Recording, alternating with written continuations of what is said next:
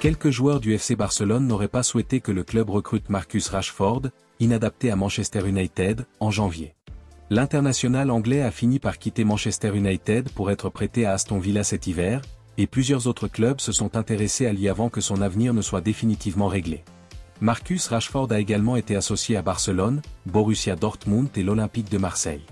En fin de compte, l'international anglais s'est retrouvé à Aston Villa, et il semble que son transfert au Barça ait échoué parce que des joueurs clés comme Pedri et Gavi ne voulaient pas de lui, selon El Nacional.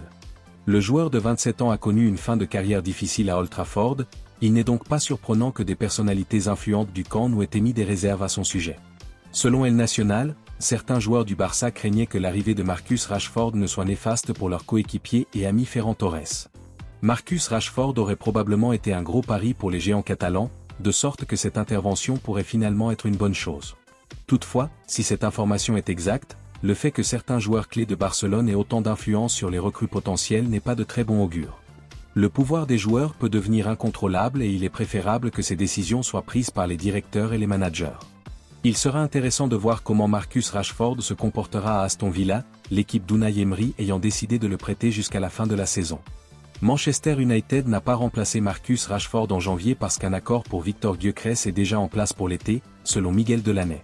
Les Red Devils ont eu du mal à marquer des buts tout au long de la saison et leurs problèmes n'ont montré aucun signe d'apaisement depuis la nomination de Ruben Amorim en novembre. Les attaquants Joshua Zirkzee et Rasmus Højlund n'ont pas impressionné cette saison. Au début de la saison, Joshua Zirkzee a fait l'objet de vives critiques, mais plus récemment, c'est au tour du jeune Rasmus Højlund d'être critiqué. Le joueur de 22 ans a été très mauvais lors des derniers matchs, alors que Joshua Zirkzee s'est au moins sensiblement amélioré depuis que Ruben Amorim l'a hué lors de la rencontre contre Newcastle à Old Trafford fin décembre. Malgré les difficultés de Manchester United devant les buts, l'équipe s'est abstenue de renforcer sa ligne d'attaque en janvier et s'est même débarrassée d'Anthony et de Marcus Rashford. Cependant, selon le journaliste Miguel Delaney de The Independent, cité par MSN, il y a une bonne raison à la décision de Manchester United de ne pas recruter un attaquant en janvier et ce n'est pas seulement dû à sa situation financière. Miguel Delaney affirme que le bruit à la fin de la fenêtre suggérait que Manchester United avait déjà préparé le terrain pour faire venir Victor Gyökeres, la superstar du Sporting CP, au cours de l'été.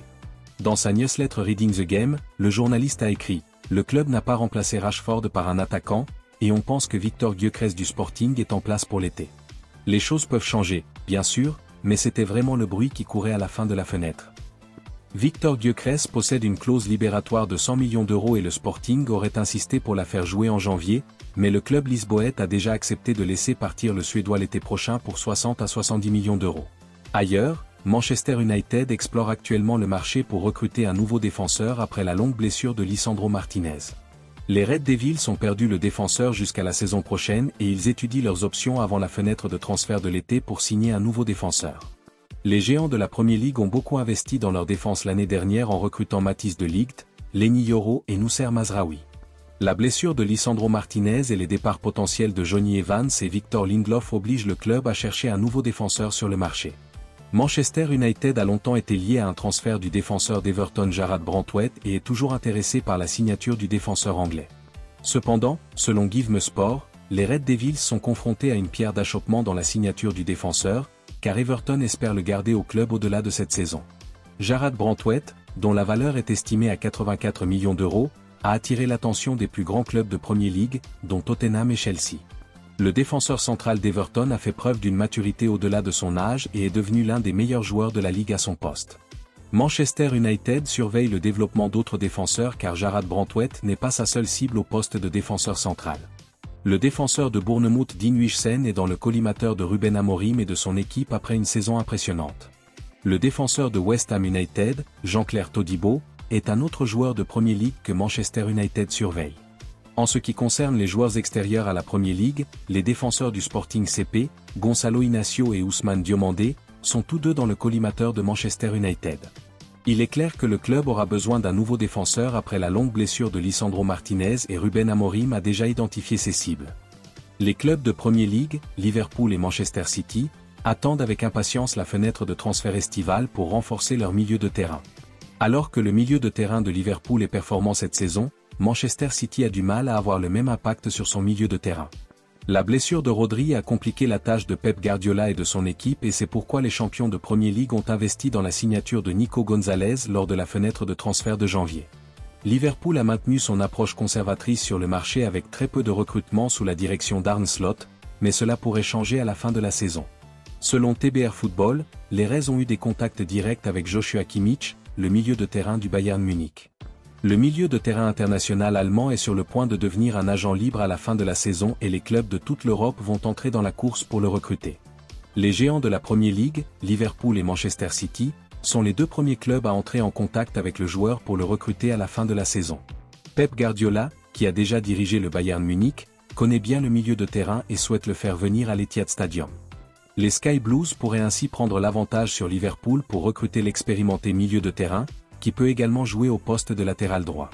Le milieu de terrain d'Arne Slot est actuellement plein d'options différentes et la raison pour laquelle il recherche la star du Bayern Munich est qu'il pourrait occuper le poste d'arrière droit. Il s'agit peut-être d'un signe avant-coureur, puisque Trent Alexander-Arnold suscite l'intérêt du Real Madrid et n'a toujours pas signé de nouveau contrat à Anfield. Joshua Kimmich, qui sera disponible gratuitement lors de la période de transfert estival, intéresse la Saudi Pro League, l'Italie, la France et l'Espagne.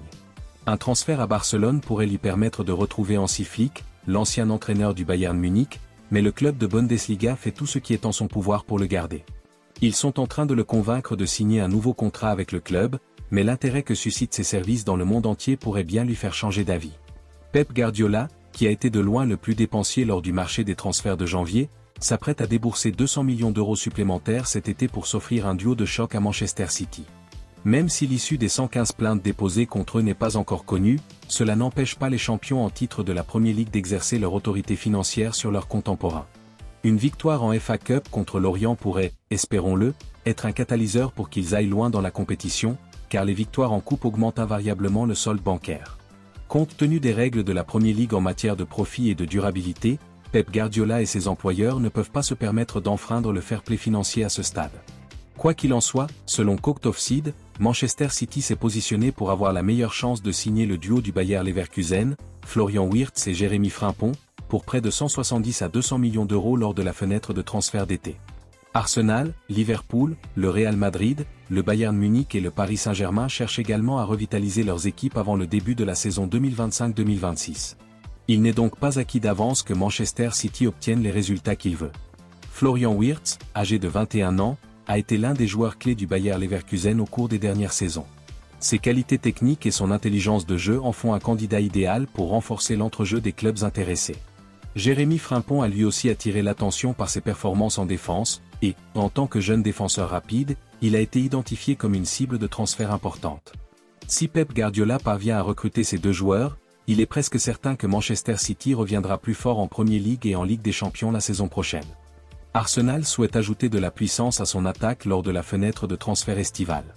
Les Gunners ont été associés à la recherche d'un nouvel attaquant lors de la fenêtre de transfert de janvier, mais ils n'ont pas réussi à signer leurs deux cibles de transfert, Benjamin Sesko du RB Leipzig et l'attaquant d'Aston Villa Oli Watka. Mikel Arteta estime que son équipe manque d'options offensives, surtout après la longue blessure de l'attaquant Gabriel Jesus. Selon Anfield Watch, le club du nord de Londres envisage de faire une offre surprise pour l'attaquant de Liverpool Diogo Jota, qui est disponible à un prix raisonnable. Depuis son transfert des Wolves à Liverpool, l'attaquant portugais a bien joué, mais ses blessures ont agacé le patron de Liverpool, qui est désormais prêt à se séparer du joueur de 28 ans. En 4 ans et demi de présence au club, Diogo Jota a manqué environ 95 matchs en raison de ses problèmes de condition physique. Les Reds sont réellement préoccupés par son historique de blessures et sont prêts à remanier leur équipe lors de la fenêtre de transfert de l'été. Arne Slot ne souhaite pas vendre l'un de ses meilleurs joueurs à un concurrent direct pour le titre de champion, mais selon le rapport, il est disponible pour le bon prix. Des clubs étrangers s'intéressent au service de l'attaquant polyvalent de 28 ans. En 20 apparitions avec le club cette saison, Diogo Jota, qui gagne 168 000 € par semaine à Liverpool, a marqué 8 buts et délivré 2 passes décisives. C'est un attaquant polyvalent qui peut non seulement mener l'attaque, mais aussi jouer sur les deux côtés. Il peut ajouter de la créativité et de la qualité offensive à l'équipe de Mikel Arteta, mais le recruter serait un risque énorme en raison de ses blessures. Il y a d'autres options disponibles sur le marché que Mikel Arteta devrait considérer à la place de la star de Liverpool. Outre Diogo Jota, le gardien Kawan Keller pourrait également quitter le club à la fin de la saison.